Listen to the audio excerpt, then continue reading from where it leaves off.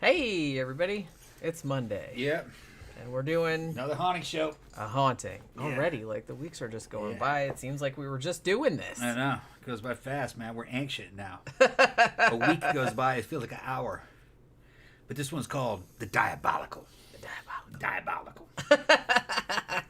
I'm diabolical as fuck. I thought this was about me. Yeah. Yeah. It's not. Spoiler alert. No, it's not about me. They should make an episode about you. Yeah. Well, they wanted to. They wanted to. Lois and Red didn't want to fucking do it, though. Well, they wanted to do it. They didn't want any film crews in their house. Yeah. And they were like, it's a long story. And I was like, okay, fuck it. It didn't matter. That was during the time where the haunting was starting to suck anyway. I'd have been like on season 9, 8, or what would I have been? I would have probably been on 7. No, I think it would have been like... 7, maybe.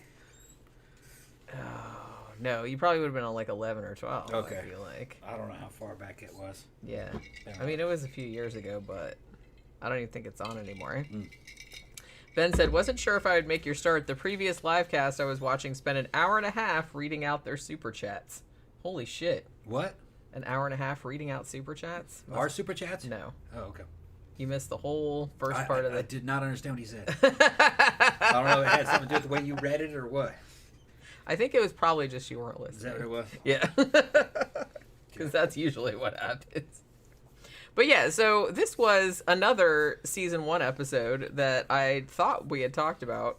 Probably, I thought we had talked about it because back when we were watching these all the time, you used to like do that diabolical like all the time.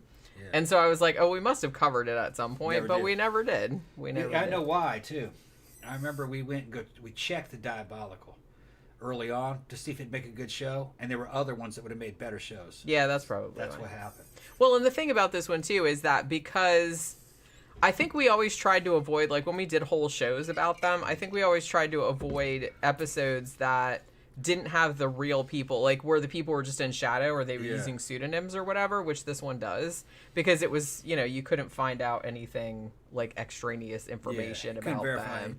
You couldn't verify anything, because this isn't, the real person is not. I mean, the real paranormal investigators are on there and they show their faces, but the actual person is not. Yeah, it was in a phase where we were trying to do kind of a better like a parapsychological analysis of each case. But some of these cases you can't do it because there's just not enough information. So instead, on the haunting shows that we're doing now, it's more like a review of the episode and a discussion of the episode. Yeah. We can come up with some ideas. So we're not trying to verify it or debunk it or anything. We're just going to talk about it. Yeah. And I mean, it's a good episode or not. Right. And I mean, the thing about it is, like, if I could have found like some other information about it, then I'll talk about that. But this one, because they weren't using their real names, that's just the way it rolled, you know what I mean? So I couldn't find anything else about this one. So again, this is a season 1 episode 8, The Diabolical. Yeah, it's about Tom, but not really. No. Diabolical 2. Yeah. Epic Tomness. But Jenny used to like me to say that shit. She thought that shit was sexy. I'd be fucking climbing up on her in fucking bed and shit. I go, the diabolical. Legs and just go like that. Shit, it just made me laugh like every legs go up like that.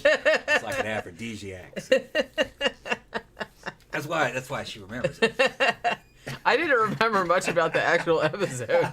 I just remembered the title of it because she used to say shit low and gravelly. Because she used to say it like that all the time.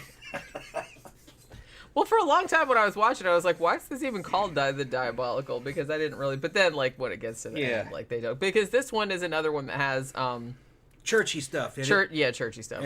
David Considine, who is a demonologist. Yeah. And I gotta say, he's not a bad one. At least as far as the episode goes. I mean,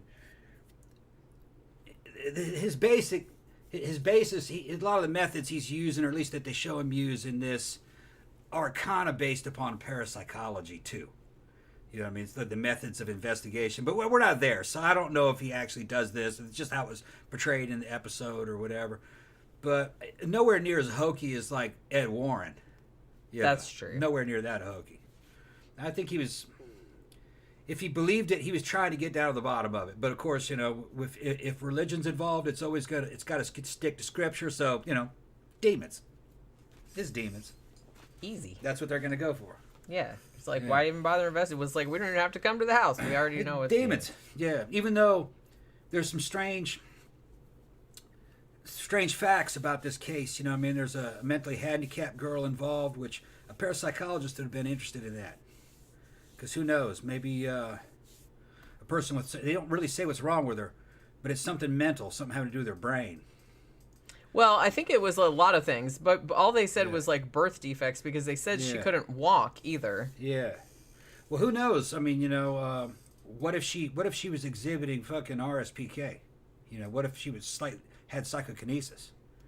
There's a possibility, because certain parts of her brain might have been inactive, and then other more obscure parts of her brain might have been very active. You know what I mean? Trying to compensate, and maybe it was just a poltergeist from her subconscious. They don't know. Hard to say. Yeah, I think that's what kind of made this episode sort of interesting. I mean, and this guy as a demonologist never considered that, because he's going to jump right to demons and ghosts. Yeah. Yeah, which we'll get into. Yeah. I mean, he did say that she was the focus of it or the center of it, but not in a poltergeisty kind of way, more in like a demonic oppression. Watching kind it, that's what I was leaning to, because poltergeist exhibits a lot of the attributes of what a religious person would call demonic possession. Yeah. Yeah, I think demonic possession.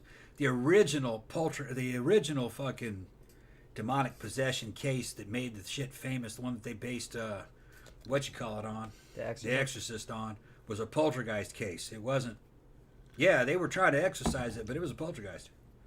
Some of that one priest that saw it when he was young, he was helping with the exorcism. He goes, "Oh, they're exorcising it, but this is definitely poltergeist. There's drawers opening and things being thrown, and he goes, I don't think it was a demon,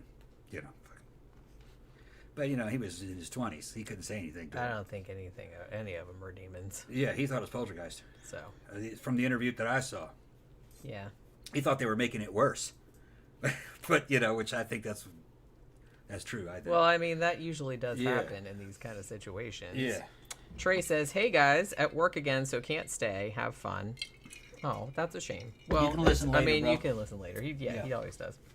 All right, so let's get into this a little bit. Now, like I said, the woman who's like the mom, she was the one that was on there mostly. I think her boyfriend / husband, whatever, I think he was on there too, but they were both in shadow.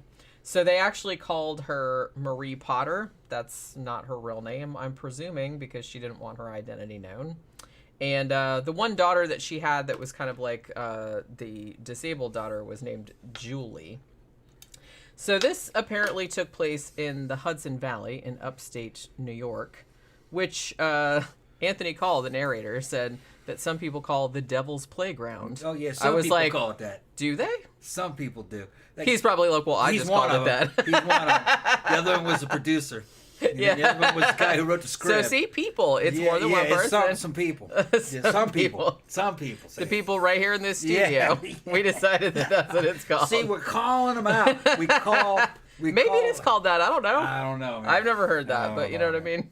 I've never heard that. But that doesn't mean it's not the case, because I'm not from there. Yeah. So if you're from there, and they're like, oh yeah, they absolutely do. So everybody knows that's what they call it, the Devil's Playground. Yeah. We call it that all the time.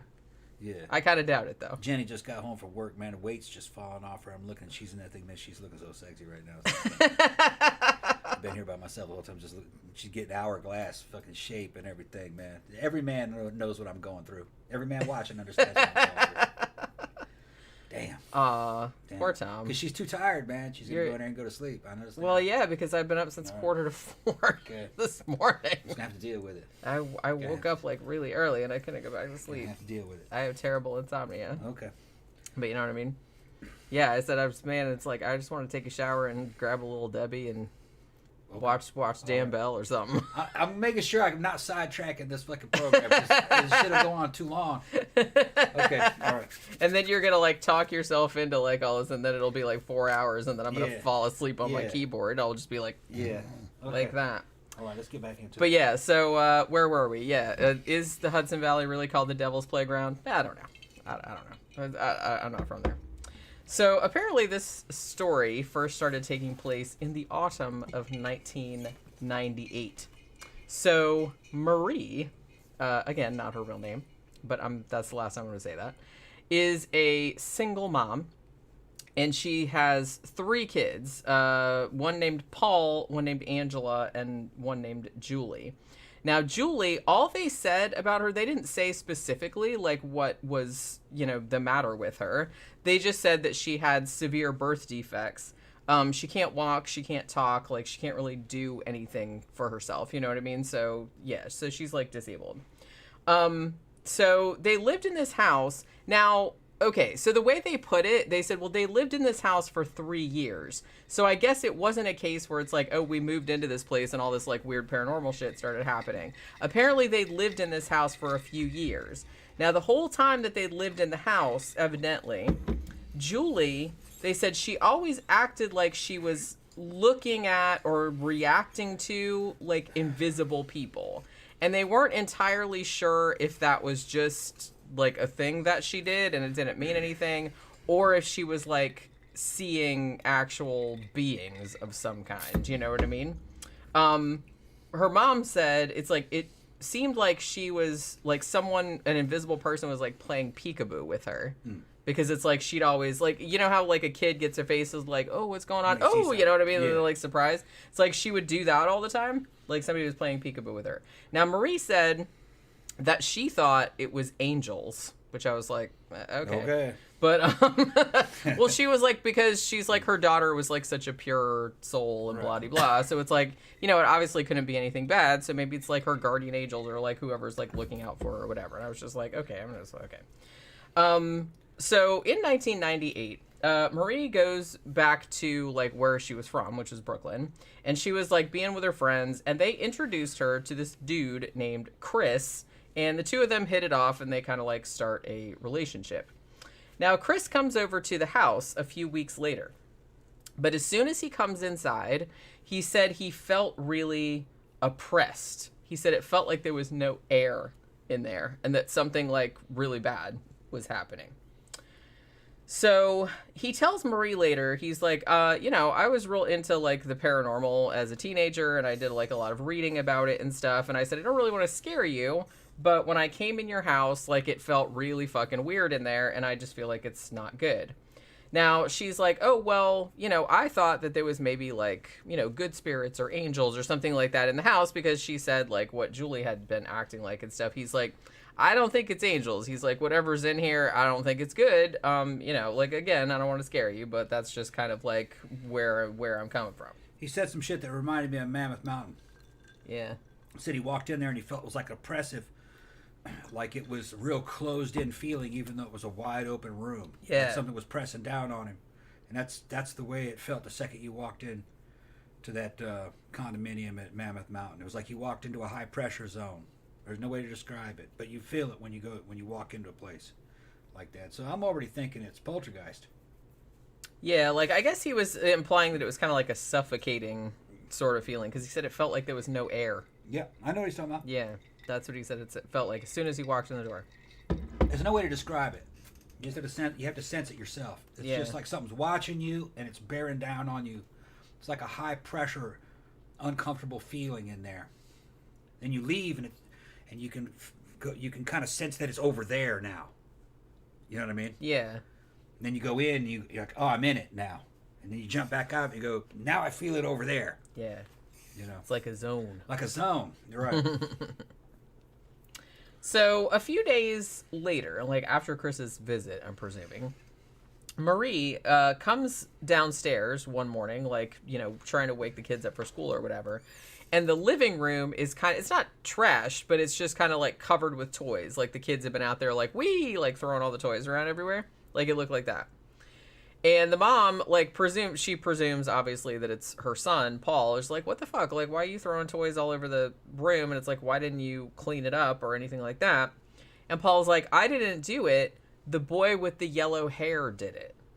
And the mom's like, who's the boy with the yellow hair? And it's just like, oh, he plays in the living room. And then he said, I don't want him in my room. And I was like, ooh, that's creepy. Wouldn't that be creepy if, like, your kid said that to you? He plays in the living room because I don't want him in my room. That's what he said. So, yeah, a boy with the yellow hair. Now, the other daughter, Angela, she apparently was in her room one night and hears, like, some kind of weird noises. And then she also sees a boy, like, briefly, like, standing. I think he was standing next to Julie's bed, it looked like. It was kind of dark. I couldn't really tell. And I was, like, taking notes at the same time, so I kept, like, you know, looking up and down. So she runs into her mom's room and says, hey, there's a boy with blonde hair in the bedroom. And, you know, the mom goes in there and, like, obviously the kid's not there, like, when mom goes to check because, you know, it's a ghost or whatever. But she said Angela was, like, very insistent. Mom, it was in here. And she gets kind of, like, mad about it. So eventually, Maria and Chris kind of get, you know, their relationship gets a lot closer. Chris ends up moving in with them. So they kind of become a little family unit or whatever. Now, one night, the family are all eating dinner at the table. And they see a boy outside, like, peeking in the window. And it's, like, nighttime, so it's not really a time when kids would be, like, running around. They didn't really say if the boy... Because they immediately jumped to, that's a ghost. Like, they went outside, and there was nobody there. And then, like, it seemed like the swing was, like, kind of swinging by itself, right? And so they immediately jumped to, well, that's a ghost. I'm like, I would kind of think, oh, well, maybe that's just, like, a neighbor kid. But I don't know. Maybe he looked clearly like a ghost and not like a real kid. Because they didn't even... They just jumped right past, hey, maybe it's the neighbor kid, into, yeah, that's probably a ghost. So there must have been something about that ghost. How it looked. Like, just peeking in a window. Hey, you got Brussels sprouts in there? Yeah. You know what I mean? You know what I mean? I kind of feel like. Yeah, you want butter? Ghost just wants to come in and, like, have some food, man. That's all. So, Maria and Chris, well, mostly Chris, like, he decides, he's like, oh, like I said, I'm the paranormal expert here. Like, not me, but Chris is apparently the paranormal expert. He's like, we should get a Ouija board and see if we can communicate with this supposed little boy ghost and see what he wants. Maria is just kind of like, I don't know, man. I don't think that's a good idea. But Chris is all, I totally know what I'm doing. And I was, like, laughing at this point because I'm just like, he doesn't know what he's doing. But he thought he did. So the two of them sit down and start doing the Ouija board, right? So they're like, you know, they do the whole thing. Is there somebody in here? Yada, yada. Yes. And then it spells out the name Frank. So the ghost is named Frank. And then basically Chris is like, well, what do you want? Or something like that. And then the ghost puts like initials that says JP. Now, Chris is just like, what the fuck does that mean? But Maria's like, oh, that's Julie's initials. You know, that means it wants Julie. And he's like, well, I don't know if we can, like, jump to that conclusion. I'm like, yeah, you might be, like, reaching a little bit there, but you know what I mean. But Chris is like, okay, well, I'll ask it. Well, what exactly do you want with Julie? But then the ghost wouldn't answer. So then he's like, okay, well, is there another ghost here we can talk to? Because Frank got really rude and, like, fucked off, apparently. So it's like, we want another ghost. So then they're like, okay, so someone else is there, and then it goes to yes again, and then it spells out the name Adam, and then it spells out the word son, as in S-O-N. Chris freaks the fuck out because he tells Marie that his ex-wife aborted a fetus, which I'm presuming he didn't say this outright, but I'm presuming they were going to name it Adam. It seemed like, I don't know. It's just, he didn't say that. So I'm just kind of like, I think he was, again, jumping to conclusions. But he's become convinced that this is his unborn son, his aborted son, right? Like, coming back to haunt him. And I'm just like, okay, again, that seems like a reach.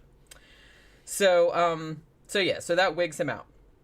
So then Chris hears, like, this kind of weird screamy noise, it sounded like, but I guess Marie doesn't hear it. And then everything just kind of, like, busts out, like, the table starts rattling, like, all the fucking, you know, the light fixture starts swinging. It's like they start hearing, like, weird noises, like, out in the hallway and shit like that. Like, everything just, like, goes crazy.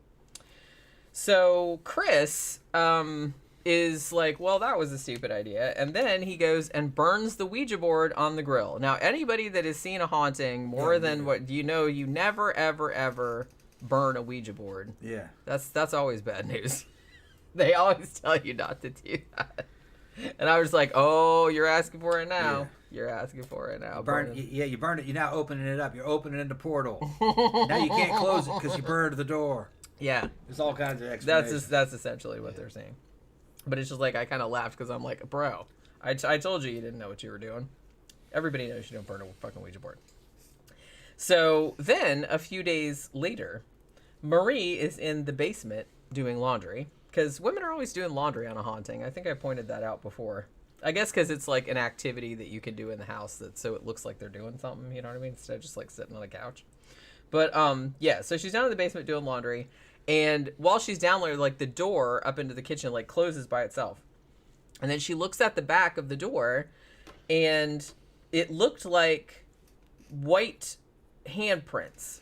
She's like, it was clearly paint. Like it wasn't wet. But she's like, it looked like dry white paint. But she's like, but one, those handprints had not been there before. So where the fuck did they come from? And he's like, two, we don't have any white paint in the house. And the handprints are not the size of anybody in the house. Like any of her kids or anything like that. So again, where the fuck did these prints come from? So at this point, they're like, okay, we're going to call a paranormal investigator. Now, the paranormal investigator says, well, you know, maybe one of your kids is playing a prank or something like that. Why don't you do, like, the baby powder trick where you put, you know, the baby powder all over the floor so you can see, like, any little footprints or whatever if the kids are coming in and fucking around. So they do that. They put, like, baby powder all over the floor in the basement. The next morning, they go down to the basement and they find writing in the powder, but there are no footprints. And they're like, where the writing is, there is no way that you would have been able to, like, write in the powder without standing in the powder. You know what I'm saying? Yeah. Now, the writing says Lilith, which I was sitting there going like, ooh, like female demon. Like, are we talking about the biblical Lilith? Are we going to go in that direction? Because I didn't remember, like, what the show was about. But they call the paranormal investigator, and she comes in. She's like, you know, you got to come see this shit. Like, come and check this out. So the paranormal investigator comes over to look, and then she's like, do you know who Lilith is? And they're like, no. And she's like, yeah, I'm out. Apparently, Lilith was her daughter, who I'm presuming is dead. So that wigged her out because she's like, whatever the fuck it is in your house is like taunting me or something like that, and I'm not gonna like take this fucking case because no. So she left. So Marie has, probably not surprisingly, had trouble sleeping in the weeks since they used the Ouija board. And here there's like a dream sequence where Marie dreams that she goes into the backyard and sees Frank, who is this presumed person that they were talking to through the Ouija board. Frank tells her that she's stupid. I'm like, nice. Okay. Rude ghost. And that she can't help Julie. Like, he's going to take her, like, no matter what or whatever. So she wakes up and she tells Chris, hey, there's a man in the backyard who wants Julie. But Chris is like, it was just a dream. Chill the fuck out. Even though Chris was like, ooh, Mr. Paranormal, like, at the beginning. But now he's just, like, doing that whole thing again. It's like, it's not real, blah, blah, blah. So I was just like, make up your mind. Meanwhile, stuff kind of starts moving in the kids' room. Like, I guess, like, the girls were in one room, and I guess, like, the little boy, Paul, was in the other room. So I guess it was in Paul's room. So he had, like, a ball and, like, some other toys and shit like that, like, on top of his dresser. And it started, like, rattling, like, all crazy, like, you know, poltergeisty and whatnot. And then he sees, like, a face coming through the wall. Which, you know, obviously, like, he freaked the fuck out and, like, screamed and everything. So the next day, Marie had to go into Paul's room and move his bed away from the wall because he's freaked. So, like, he'll still sleep in the room, but he's not going to sleep next to the wall that the face came out of. You know what I mean? Which, you know, that's fair enough. And while she's moving the bed around, she finds, like, a weird... It was like some kind of a symbol, like, burned into the floor. Not like a pentagram or nothing like that. But I thought, was it supposed to be her daughter's initials, like a JP? I don't know. But she said, yeah, it looked like a symbol. I couldn't really tell what it was, but she said it looked like it was burned into the floor. I think she said that it was like the daughter's initials. Now at this point, her and Chris are like, maybe we should move. You know what I mean? But they are kind of like, well, they probably correctly presume that, well, if this is a spirit, it's attached to Julie and not to the house. So if we move, it'll just come with us. So what's the point? You know what I mean? So at least they had the wherewithal to like know that. So a few weeks after that, Marie goes down to the basement again for whatever reason. And Chris is down there, but he's acting really fucking weird. She said he was like sitting against the wall, and she's like, there's a light in the basement, but it usually like points the other way. But this time, like, the light was like pointing toward him, like it was a spotlight type of thing. I don't know if the light was movable or if that was like a paranormal thing. She didn't really specify. But she's like, yeah, like spotlighting him.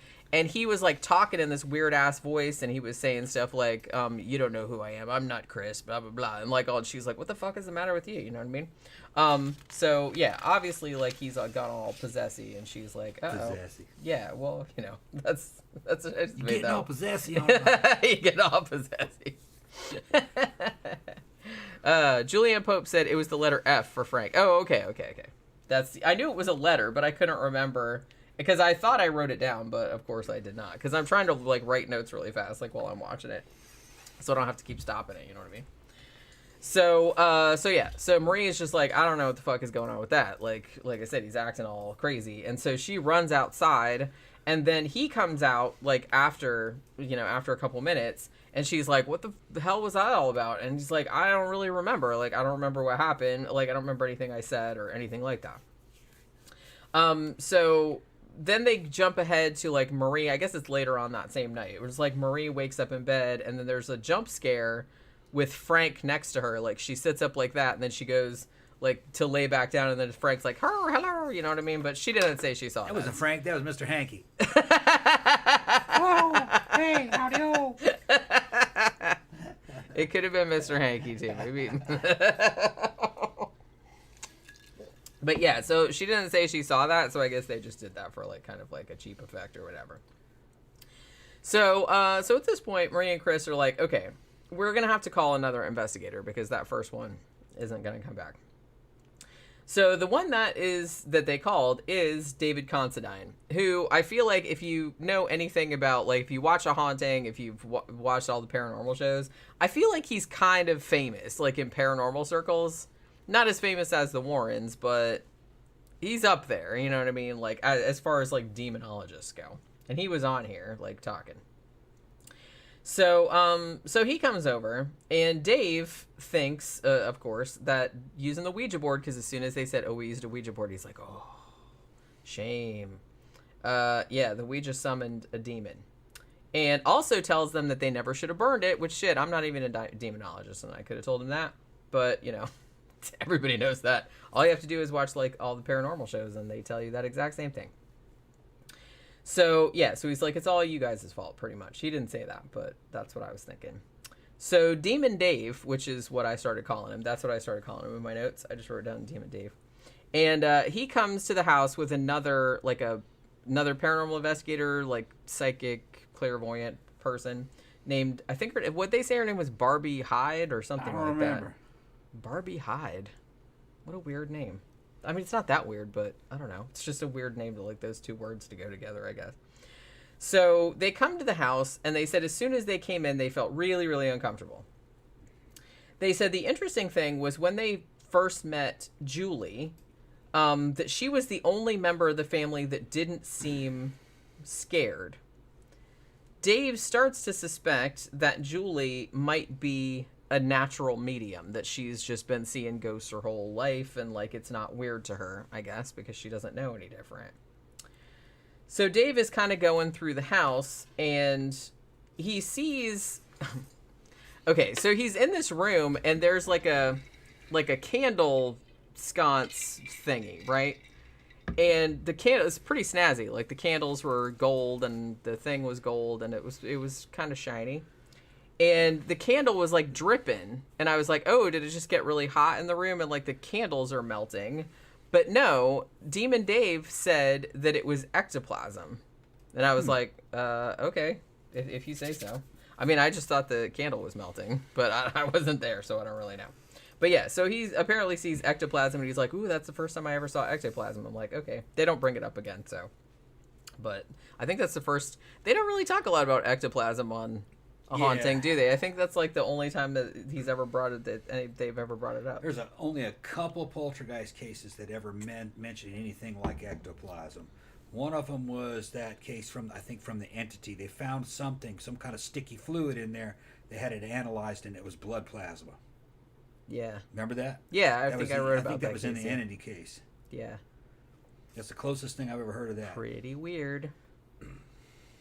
Might have been made up. They just found that and called it ectoplasm. Ectoplasm comes from 1800 seances, and it was fucking cheesecloths stuck up in some chick's snatch. They called that shit. Pretty much. That's all it was. It's like, look, it's ghost Look at all this snot. ectoplasm. You notice it has a sexual smell to it. Because they would say that it had a musky smell to it. What was up her snatch? Yeah, that's why. Yeah. Yeah, nature's purse. That's where you hide stuff. Yeah.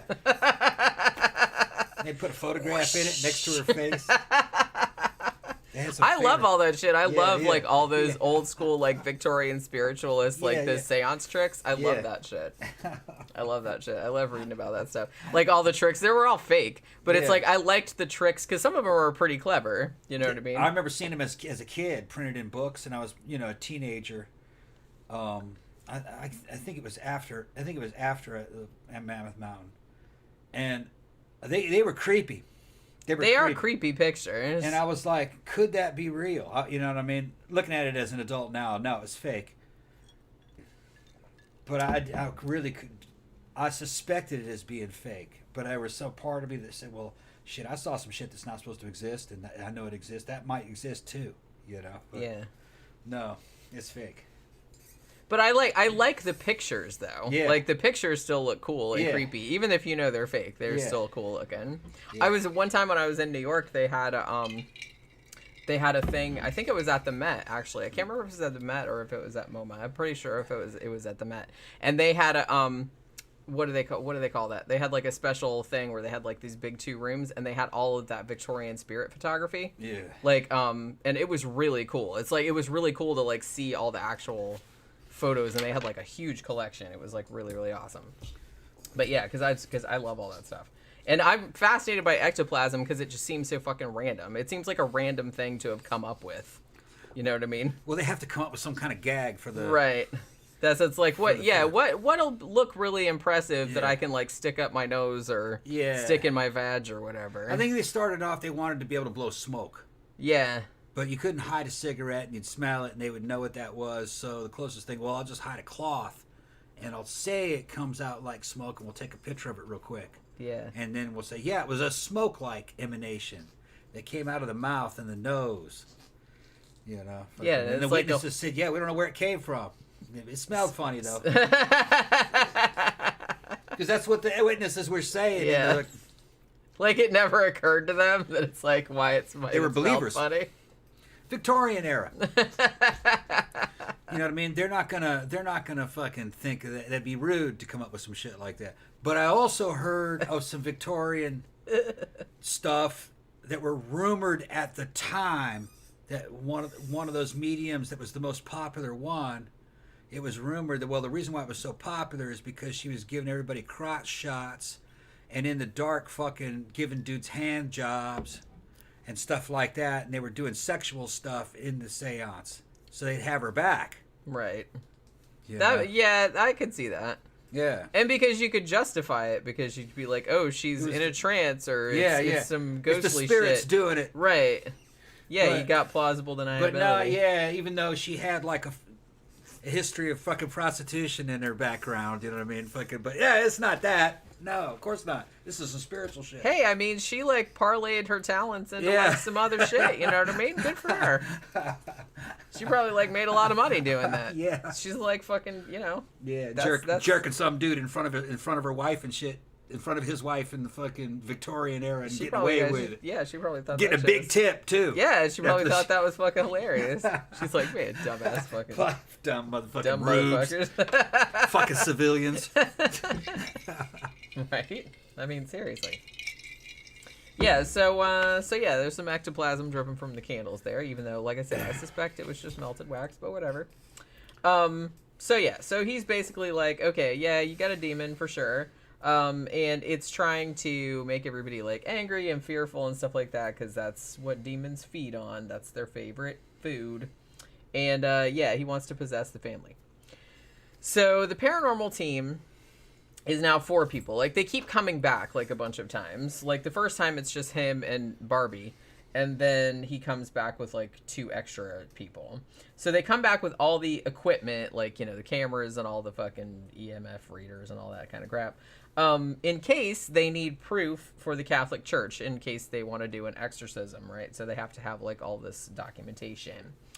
So Chris, he takes Paul and Angela, the other 2 kids, like, he takes them to a hotel to get them away from it. But Julie, they actually ask the mom and Julie to stay in the house, because they figure that Julie, since she seems to be the focus of the activity, then she'll probably like increase the likelihood of something happening, like her being there. Now, while they're setting up the equipment, the tech guy hears noises from upstairs. Did he say it sounded like bowling balls? I thought that's what he said. Yeah, it sounded like bowling balls rolling around. He said it sounded like bowling balls rolling. He said there was nobody upstairs, like everybody was downstairs. But he heard something that sounded like bowling balls rolling around. And he said he also felt like somebody was watching him. Yeah. They also had a thing where, like, that same face that came out of the kid's wall, like, came out the ceiling. But the guy didn't say he saw that. So I'm just going to say they did that for effect. He didn't say, holy shit, like a face came out of the ceiling. He didn't say anything like that. But, like, you always got to watch it, because I don't know if they actually saw that or not. And then this we cracked up at this point, because so yeah, so he apparently like hears this stuff, and maybe he saw the face coming out of the ceiling or whatever, and then he goes on the radio and calls Dave Considine, and he's basically like, I need some holy water. And I'm just like, how fucking awesome is that? But like, he's we've got the radio. And Tom said, he's like, I'm gonna get the CB radios, and I'm gonna get in the other room. Yeah. They're ham. The ham radios, whatever. Yeah. And I'm gonna be in the other room, and he's gonna go, I need some holy water. Stat. Yeah. They're doing that shit fucking in the episode. The little. He was like really serious about it. Yeah. I need some holy water. Their little FRS radios and stuff. Like, that's fucking awesome. Yeah. I want to like call somebody and say I need some holy water. Bring me some holy water real quick. Be a funny fucking transmission to hear that shit. I just fucking laughed my ass off. Just because that fucking, I don't know, that situation just really, like, I just found that really, really funny. For you radio operators out there, imagine you're on GMRS and just out of the blue, GMRS channel fucking 4, and fucking out of the blue, somebody goes, I need some holy water in here, quick. Right now, it's an emergency. No, guys, I'm on my way. Just hold on. You're fucking funny, man. That's like fucking what the fuck is that? You would have to find out what that was, because it's like, holy crap, that would be like, now I just want to do it just for a joke. just because it made me laugh so hard when he did it on the show. Because he was just like super serious, and it was like really important shit. It's like he really needed some holy water. So yeah. So shortly after that, after we were done laughing, one of the psychics, it wasn't Barbie, it was like one of the other ones. I don't think it was Barbie. Oh, no, maybe it was Barbie. Okay. So Barbie.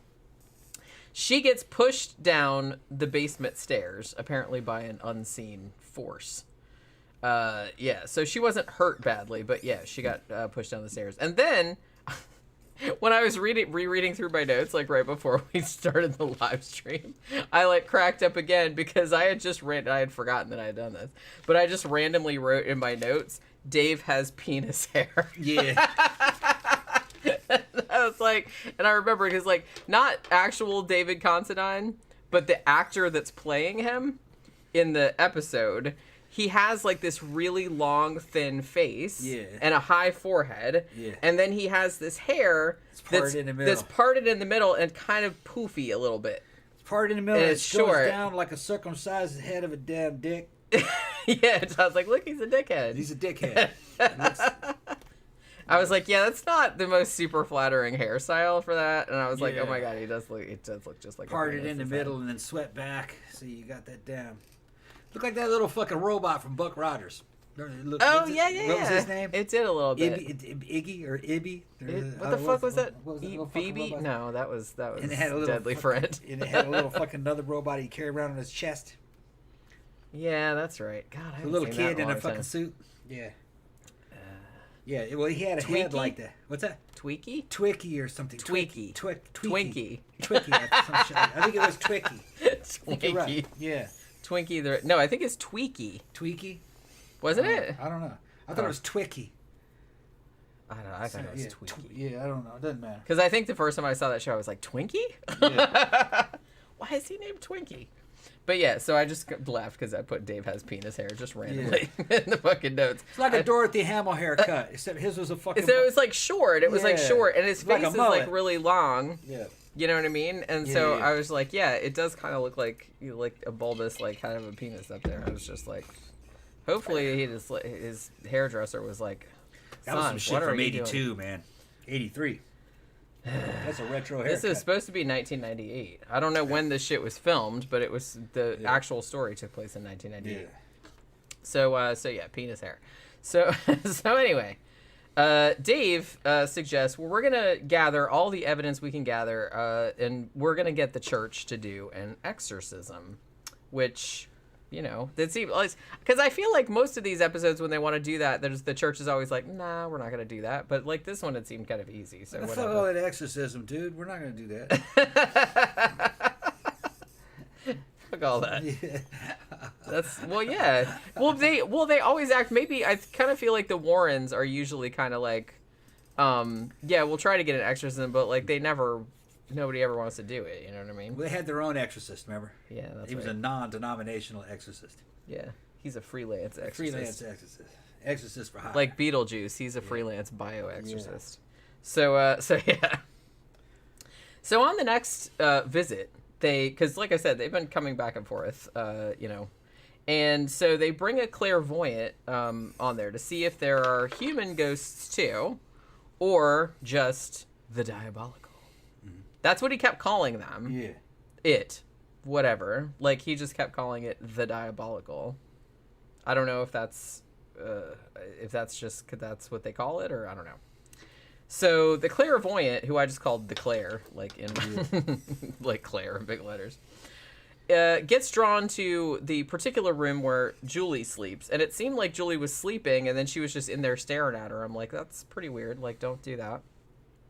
But the clairvoyant says that the entity hides in Julie and uses her, and I was like, okay. So yeah. And then at this point, like, I guess the clairvoyant and the mom are in Julie's room, and she's sleeping, or she's laying there, like, and her eyes are open, and she looks all freaked out and everything. And then the door, I'm assuming it's the closet door, like, kind of creaks open. And then Julie starts looking, like, really, really scared. And then she does that whole thing, like, you see in a lot of exorcism movies, where she, like, sits up really quick, and then, like, her eyes go all black. You know what I mean? Yeah, you want some ice? Sure. Yeah. Yeah, running out of ice. Yeah. Because it's hot in here. The ice is melting. And then, so Julie does that, like, whole, like, thing, like, in The Exorcist, and then the clairvoyant gets thrown back, and it's almost kind of like, I thought they implied that, like, she got possessed for a second, because I thought that Dave Considine said that she looked like an animal, or she looked like she had like a predator kind of face. So I guess maybe the demon was like, "Whatcha?" and like went into her for a second. I'm not really sure. So so basically she says, no, there's no other ghosts in the house. There's just one demon, and this one demon is pretending to be Frank and that little blonde boy, remember, that they saw early on, like in this whole shenanigans. Because, you know, like Dave is very seriously explaining, it's like, well, you know, demons, they like to pretend that they're more than one. They like to make themselves seem bigger than they are. You know what I mean? Yeah. like puffing themselves up like a kitty putting their fur out, you know what I mean? So yeah, he's like, yeah, they are legion, so that's what they're doing. So they're like pretending to be others just to fuck with people. So the team eventually, apparently, like collects enough evidence to convince the church of doing an exorcist. So it's, you know, easy. And so they get an exorcist in there. Now, the exorcist apparently says that he doesn't think that Julie can technically be possessed because her disability makes her incapable of choosing good or bad. Like, because I guess, like, to be possessed, you almost have to, like, this seems a little bit like victim blaming, but I kind of feel like they are like, well, people that get possessed, they must have done something to, like, bring it on, like, played with a Ouija board or something like that. But I guess because he's saying that because Julie was disabled, that she didn't have the capacity to choose, so therefore she could not be possessed, but she can be oppressed, which I'm not really sure what the difference is. But, you know, it's not really my area of expertise, frankly. So, then while they're in the kitchen talking about this, like, apparently there's like the demon makes this, there's like a knife on the kitchen counter and it kind of like rattles, like it's going to go, whoo, like it's going to stab the priest or whatever. And I'm like, that's all the demon can do? Come on. But, you know what I mean? You'd think he would go, but he didn't. It just kind of rattled. And then the priest is like, oh, well, we better get started then. Demon's going to stab me or whatever. So, so then they just do the minor exorcism, just a little exorcism. They're not doing the major one. They're just doing the minor exorcism. And while they're doing it, I guess they have Julie sitting on the couch in the middle, and then they have, like, one clairvoyant on one side, one clairvoyant, and this is, like, you know, flanking her, like, on either side or whatever. And then they said that Julie, who normally, like, didn't get angry or anything like that because she was, you know, just happy all the time, but it's like she seemed to get, like, really, really angry, and then, like, all the lights started flickering in the room, like, all the different lights started flashing on and off. And then they said that Julie started, like, raking at the air, like she was trying to fucking, like, claw somebody or some shit like that. Fighting the demons, I guess. like in Conan. Yeah. When the demons were coming for Conan when he was tied down to the ground, you know what I mean? Valeria's fucking fighting the demons. That's what they're talking about. Yeah, so then her eyes go black again because, you know, it's an exorcism movie. Your eyes have to go black at some point. And then she just kind of, like, stares at the priest, like, all scary and everything. And then there are 3 loud bangs. And that was apparently the demon leaving. Yeah, I'm fucking out of here. Pow! Yeah. Slamming the door. Yeah. And then he gunned the motor of his demon car. Fuck all this. And it was like a backfire. Yeah. That's what I was thinking. I was like, what did he say? Fuck you guys, I'm going home. Bam. Yeah. I was just gonna, like, leave the fucking house. I was like, all right. He just, like, took his ball and went home. So yeah, so they were like, after that, so that was pretty much it. Like, the lights flickered, the 3 loud bangs. And then they were like, oh, the house felt lighter, it smelled better. I was like, yeah, there's that smell of sanctity thing. They didn't say that. They didn't say roses, but that's what I was Did you thinking. have that shit recorded? The smell of sanctity. No, I didn't. We got to find that. I know, I gotta find that. I don't remember what episode that was in. We gotta, yeah. Somebody in one we'll of find our it. Yeah, We'll find it. One of our regulars probably knows what episode that's from. The smell of sanctity. Yeah. They're fucking Lorraine Warren. Spraying the rose water. Yeah.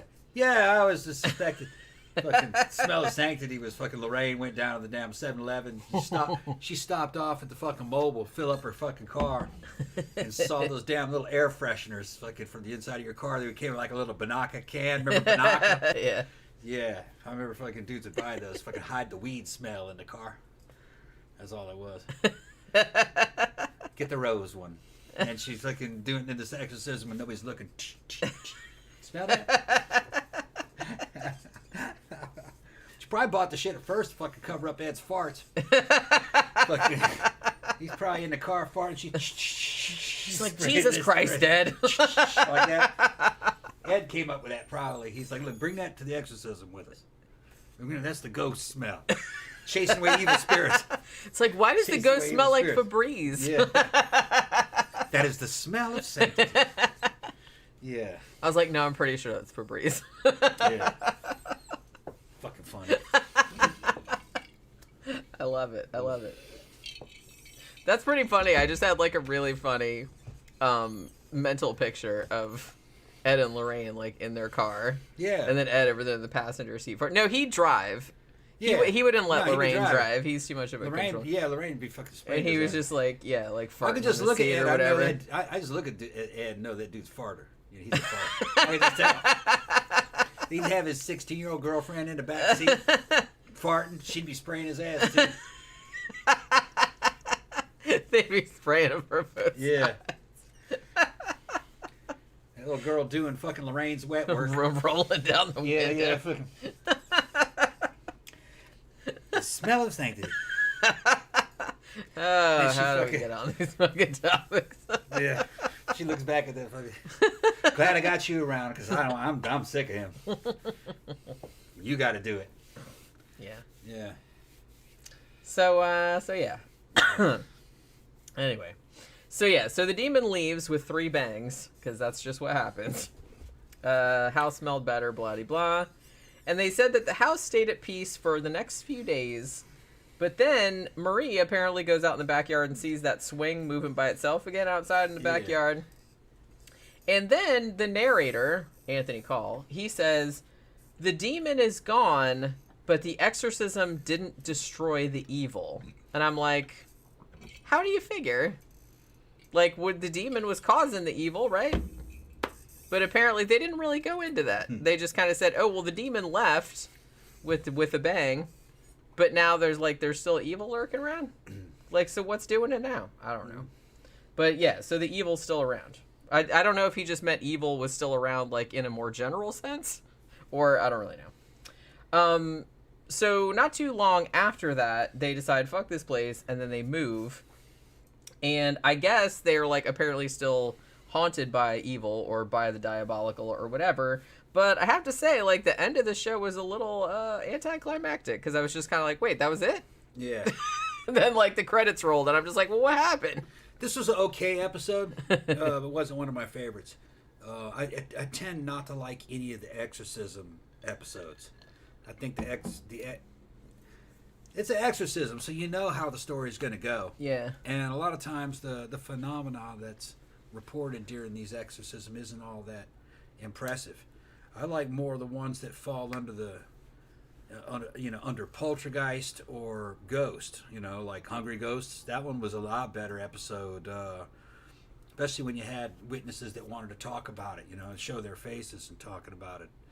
Or, one about Mr. Gordy, one of the pilot episodes. That was a good one. Yeah. I don't really like the exorcism episodes. A lot of them are exorcism episodes, I feel like.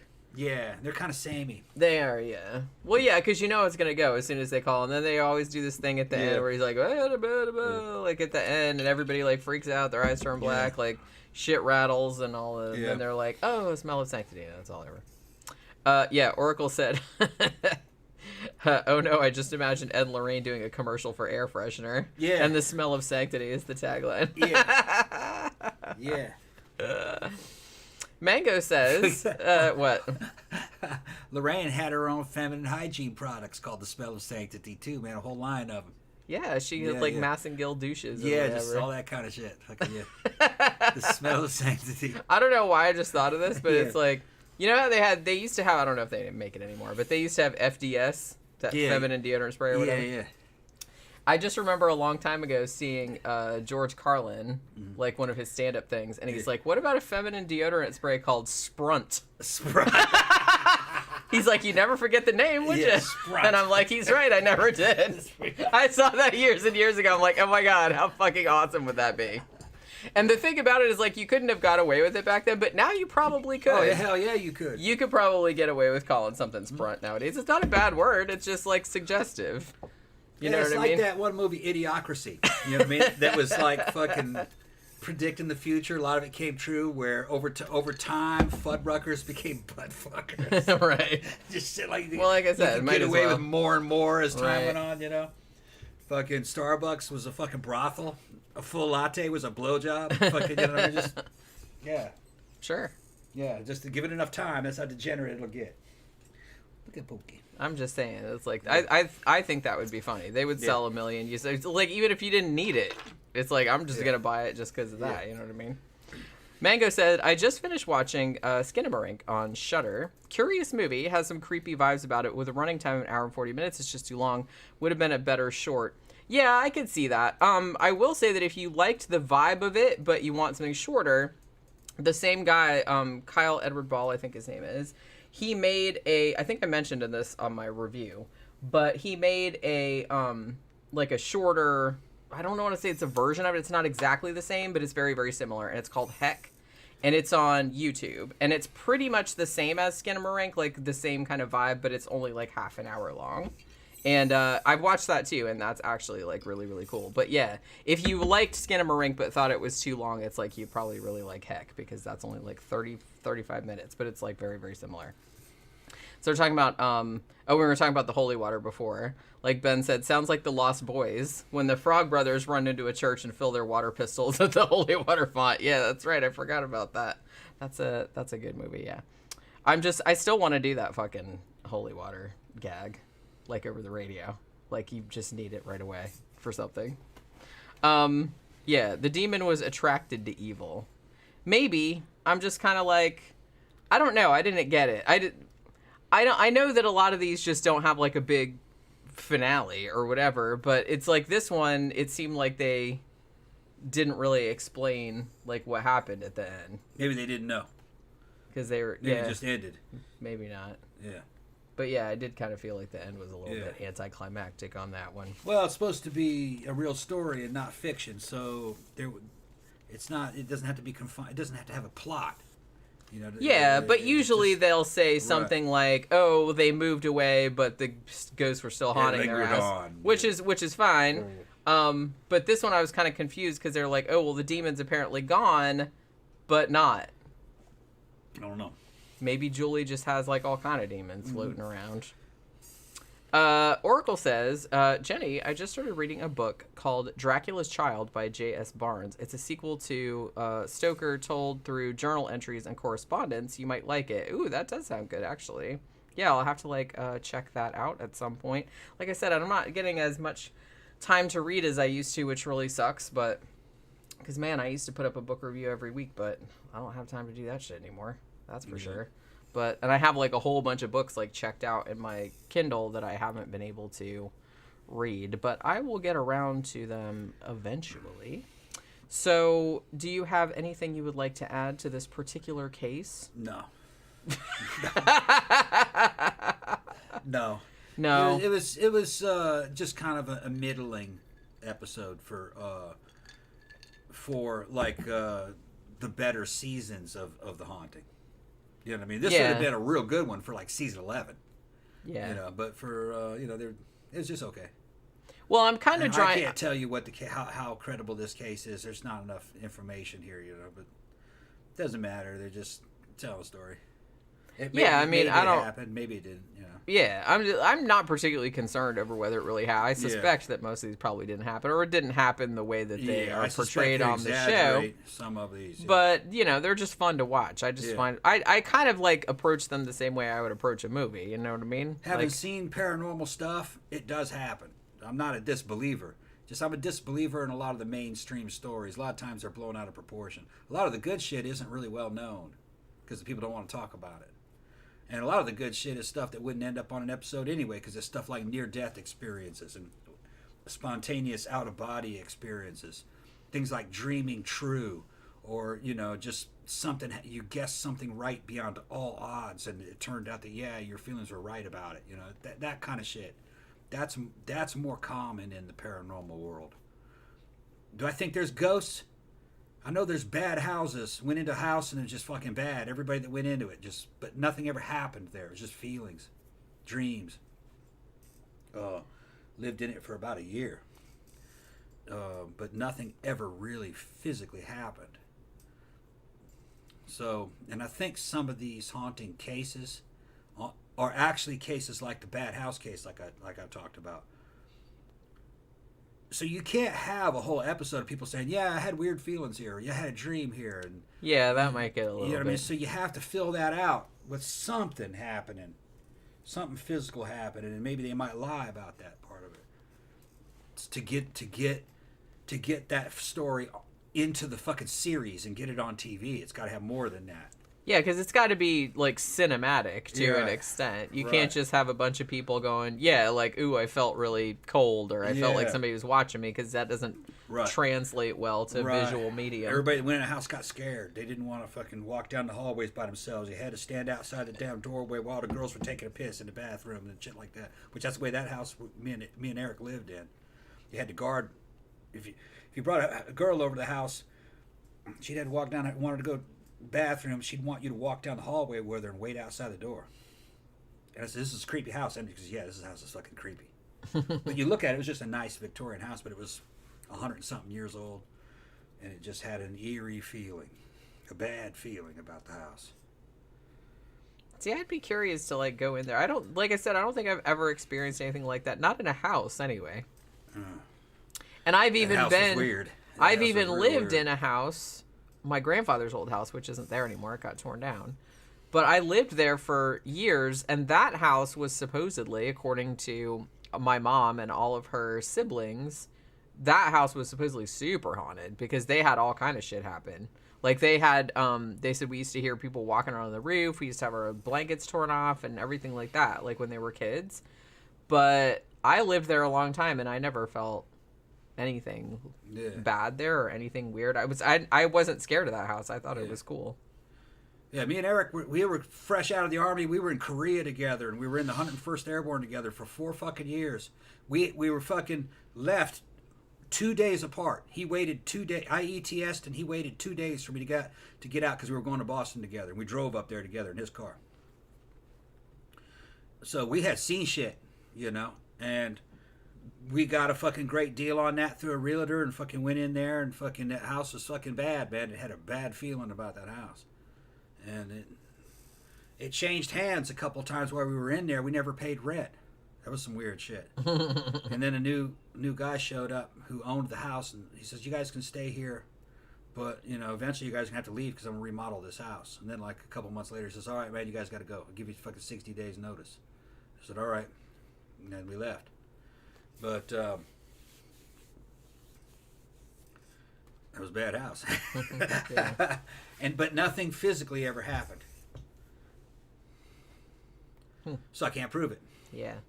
I can't really prove it to myself on that one, because I'd already seen that poltergeist when I was a kid.